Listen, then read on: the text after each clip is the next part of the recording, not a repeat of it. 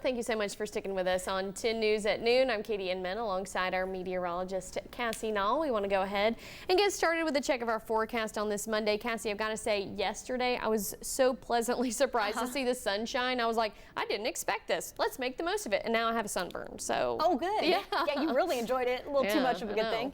Well, because Saturday was kind of soggy.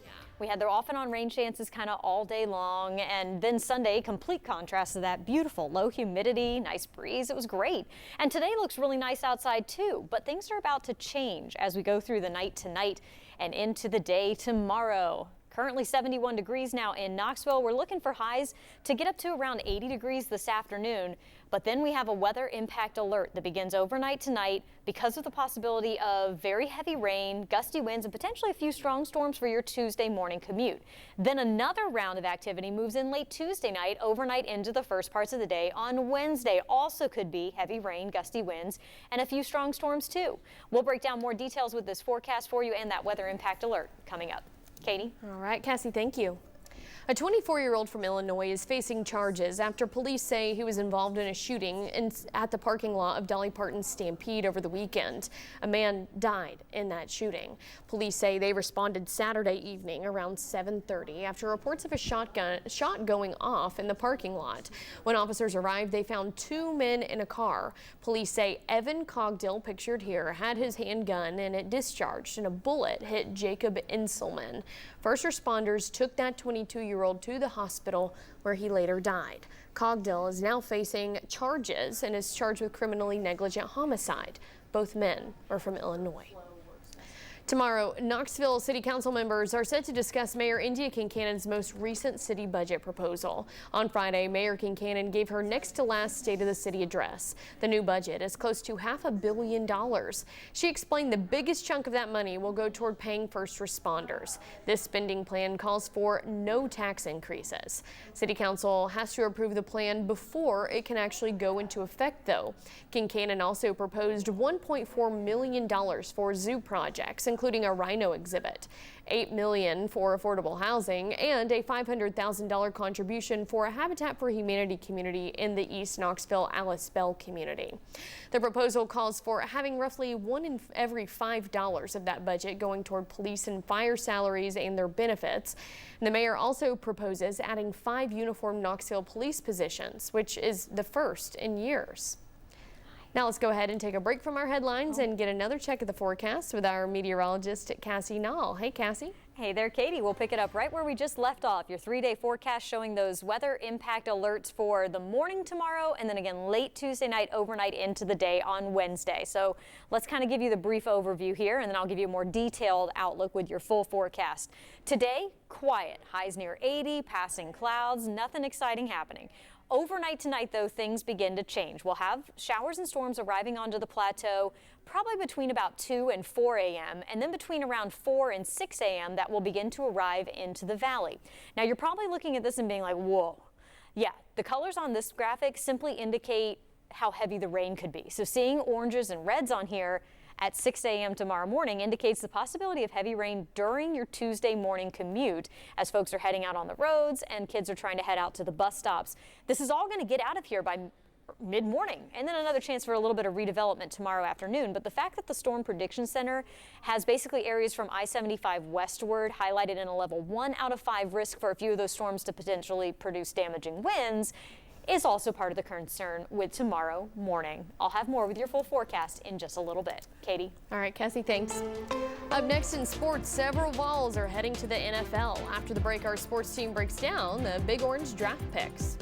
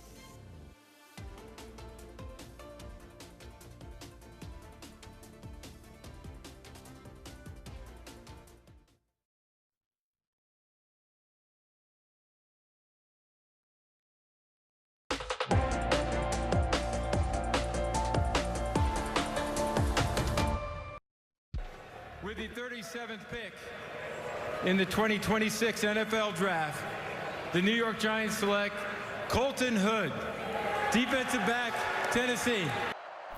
Several Vols are now heading to the pros, including redshirt sophomore Colton Hood. Hood will play with the New York Giants, as you heard there, and work to bolster the team's defense. The Carolina Panthers picked redshirt junior Chris Brazzell in the 3rd round. Brazzell is the 5th wide receiver to be drafted during the Josh Heupel era. But one player who people suspected would be picked in the 1st round wasn't drafted until the 4th. Freshman Jermod McCoy will now play for the Las Vegas Raiders. McCoy did not play at all in 2025 because of a torn ACL, but his past performances have caught some attention. Officials say because of his injury, some teams believe he could need additional surgery. That's despite running a 4.37 and posting a 40-inch vertical on that same knee during pro day. McCoy said it's up to the Raiders if he needs more surgery, but right now officials say they aren't too worried about it. We have a great medical staff, like we said, Cortez and Alex G. We're going to get in the building and make all those decisions. But right now, we're really excited about celebrating this kid and getting him in the building. He's 20 years old. He's twitchy. He's fast. He's a cover guy. He's got some punt return skills. And we're really excited to see what he does. And the future's bright for this guy. McCoy now joins the #1 draft pick Fernando Mendoza, who won the Heisman Trophy after taking the Indiana Hoosiers to their first national championship in program history. You can watch more of the Vols on Locked On, which you can stream now on WBIR+. Still to come on 10 News at noon, Mother's Day is next weekend, and if you are itching for some ideas, how about we get a little crafty? After the break, the hands-on workshop that can help you with that.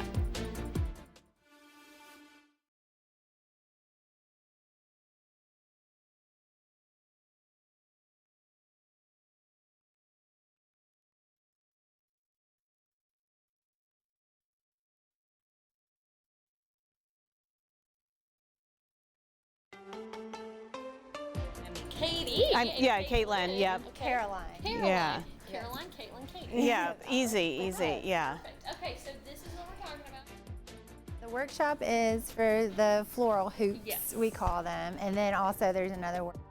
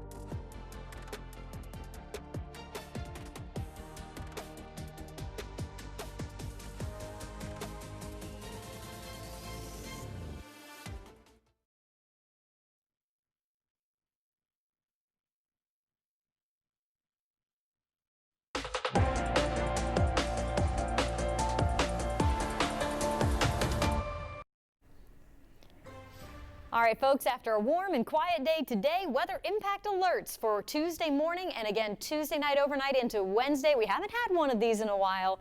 This means simply that we have impactful weather coming to East Tennessee. That can come in a lot of forms, but this time around it's going to be coming in 2 different rounds of showers and storms. So we have quiet conditions across East Tennessee during the day today, but a line of showers and storms is going to be developing off to our west as we go throughout the afternoon and marching in our direction into the overnight hours tonight. Likely arriving onto the plateau between about 2 and 4 a.m. and then into the valley between around 4 and 6 a.m. Now the line's going to be weakening as it arrives, but there is still a threat for some strong to severe storms. Today that greatest threat is back off to our west, but later tonight, this outlook goes all the way through 8 a.m. tomorrow morning. So this is for early Tuesday morning. We have a level 1 out of 5 risk from the Storm Prediction Center for areas along and west of I-75 for the possibility of a few storms being strong enough to produce some damaging winds and potentially some hail. Again, the overall severe weather threat is low, but the impact is the heavy rain and the possibility of those gusty winds happening during the morning commute on Tuesday. So plan ahead for that. Give yourself some extra time before you head out the door. Be prepared to use extra caution on the roads. Have a way to receive the weather alerts just in case a warning is issued. And take care of those kids as they head out to the bus stops. So that first round tomorrow morning will be moving out by mid-morning. That's when this outlook starts. Maybe a few pop-up showers or storms during the afternoon tomorrow, and then here comes round number 2. This will likely be arriving between about 10 p.m. and midnight Tuesday night. That's when we could have some strong to severe storms with, again, damaging winds is the main concern. But then we have activity expected to last off and on overnight and again into the Wednesday morning commute. So that's why we have the weather impact alert also for overnight Tuesday night into Wednesday morning. And again, we have another outlook from the Storm Prediction Center. Now this time around, that activity that happens late tomorrow night could be a little rambunctious when it arrives. That's why we have that level 2 risk on the plateau. And they may maintain themselves into areas east of I-75, so the level 1 risk out of 5 for those areas too. And again, this is for late Tuesday night and overnight into Wednesday morning. So busy little time frame coming up here for Tuesday morning and then Tuesday night into Wednesday morning. But after that, things calm down and quiet down and cool down as we finish out the week and move into the upcoming weekend. We will keep you up to date on the very latest here on WBIR. Katie? All right, Cassie, thank you so much. Hey, are you looking for a creative and meaningful way to celebrate Mother's Day? Well, there is a hands-on experience blooming right here in Knoxville. The Knoxville Botanical Garden and Arboretum is hosting its Everlasting Floral Hoops Workshop.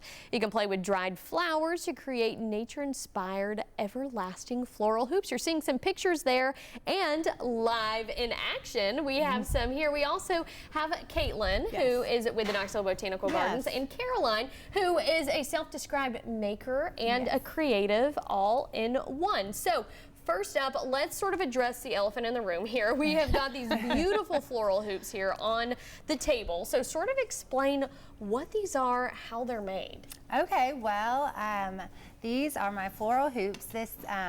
That we'll make in the Mother's Day workshop, and I grow all my own flowers, and I dry them in my shed or garage, and then I create things with them. Oh my goodness!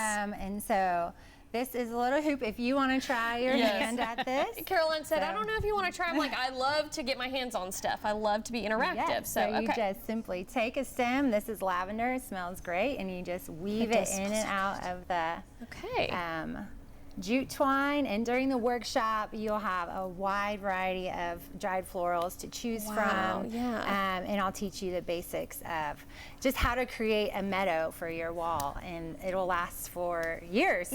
Really, it's a great way to just really focus on one thing at a time and just create something beautiful and a gift for your mother or a mother figure in your life. Seriously, it is so creative that you made. You can really be proud of it.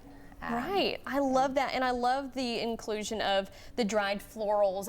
You know, a living thing that has been dried, but Caitlin, too, this is just one of the many awesome things you guys do at the Knoxville Botanical Gardens. I'm sorry, I'm not going to look at you because I'm just working on my wreath over here. We have so many offerings, whether it's a talk, a walk, workshops where you can design things, lots, and very much focus on botanically themed offerings. So sometimes some of them are free, some of them are for fee, but you can just check out our website and we list everything that we have, and we have a number of things coming up in May, which is exciting. Yeah, I feel like now that it's warmer outside and the weather is great, people want to get out and do things too. So this workshop that's coming up for Mother's Day, what do people need to know about this? Are there still some spots available? Where can they sign up, price, all of that? So if you check out our website, which is knoxgarden.com, caroline.org, there's a drop down that will have everything in terms of our calendar and our upcoming okay. workshops. That happens. Real life. I just broke a Real life. flower. I'm so That's sorry. okay. And you can register for the class. Right now we have 12 spots still open. Okay. And so there's definitely time to still sign up. Yes. And then Caroline's also offering another workshop later this summer in August where she's going to be doing the little trio of terracotta pots. Wow. Oh, yes, So- these little pots that are right here on the. And you are so talented too, and I have to have a ton of patience to dry flower, to grow Yes, them it takes and dry a lot flowers. of time, yes. And those terracotta pots, they're so special because they're kind of historic seedling pots that the Howell family used Right, so for their the nursery. Knoxville Botanical Garden was an active family nursery for over 200 years, and these terracotta pots were what they used to grow their seedlings in the nursery. So Oh, that they get is to so take a little piece special. of history with them for that shop. That well, this is such a creative way. If you Yeah, want look, to, anyone can do it. anyone can do it. Even me, who Yeah. like broke flowers and was That's doing all of okay. that. But as I said, you'll have a lot of options. Yes, look at that, my Oh, so beautiful work of pretty. art. A lot of options of dried flowers to work with Yes, too. you'll But have a wide variety. you know, why is it important for people to tap into their creative side? Oh, I think it's just a way to put your screens down, Yep. stop all the noise.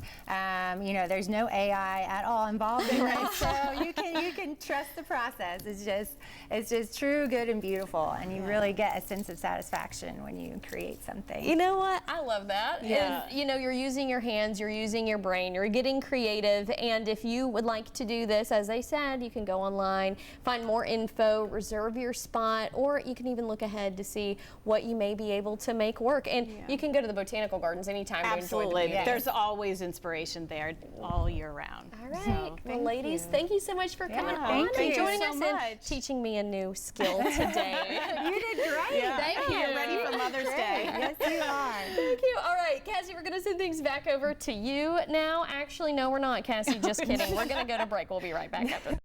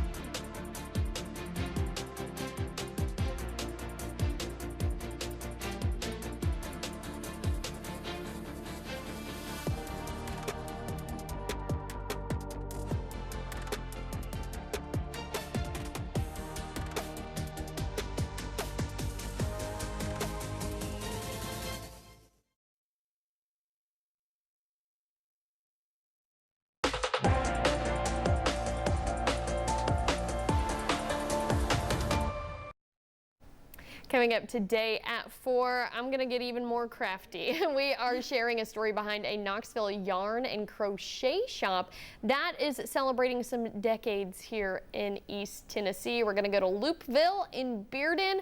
I'm going to learn how to knit, crochet. Let's see what they teach me how to do. So that'll be fun. But now, a young cancer survivor in Middle Tennessee is paying it forward with plastic blocks. Ollie Faircloth used his Make-A-Wish to donate Legos to other children at Monroe Carroll Jr. Children's Hospital in Vanderbilt. And the 12-year-old who battled an aggressive form of cancer said Legos helped him turn his treatments into something that he could look forward to using those Legos with. That's why instead of using his Make-A-Wish to meet a celebrity or go on a trip, Faircloth decided to give hundreds of Lego sets to pediatric patients. The Make-A-Wish Middle Tennessee branch called Ollie's actions, quote, inspired. To me, this day has meant just amazing things, knowing that these kids are going to hopefully be happier with these Legos. Even if times are good for you, someone else out there might still be struggling, and we need to help them no matter what. I'm ready. Others have followed Faircloth's example and have also donated Legos to hospitalized children. What a way to give back. I love starting off the work week with inspiring stories like that. If I can get my words out. Yeah. It is Monday. Got to get warmed up there for the work week. Yes. Speaking of the work week, we've got some active weather going on. So let's kind of walk you through that timeline again here. So that's a look at our current satellite and radar. Today we've got just some passing clouds in our skies. We're not expecting rain during the daylight hours today. We will be watching development of showers and storms back off to the west, eventually arriving to our area overnight tonight. That's when our weather impact alert kicks in, because when these storms arrive, as is usual, they'll be strongest off to the west, and will be weakening as they arrive, but there's still a chance for possibly some strong to severe storms across, mainly from areas I-75 and westward overnight tonight into early tomorrow morning. So that's where the weather impact alert comes in for tomorrow morning. Heavy rain, gusty winds possible during your morning commute. So that's something you'll want to be aware of as you head out the door tomorrow morning. All that activity moves out by like 10 a.m. And then during the afternoon tomorrow, we're going to have mainly quiet conditions. Early tomorrow morning, there's that risk from the Storm Prediction Center, I-75 westward under that level 1 out of 5 risk. Again, that's for damaging winds, a few strong storms, maybe some hail, but not really a favorable environment for any rotating storms. Now we pick it up Tuesday afternoon. A few spotty pop-up showers and storms possible, and then this arrives Tuesday night after sunset. More showers and storms potentially on the strong side, so that's why that weather impact alert continues Tuesday night overnight into Wednesday morning, as your Wednesday morning commute could also be impacted by storms again.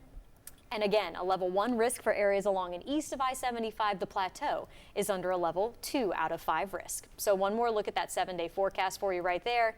Weather impact alert for the morning hours tomorrow, and then again late Tuesday night into the first parts of the day on Wednesday. Just check back for updates to that forecast. All right, Cassie, thank you so much for keeping us up to date, and thank you all for watching with us. We will see you at 4 o'clock today on 10 About Town. Stay strong.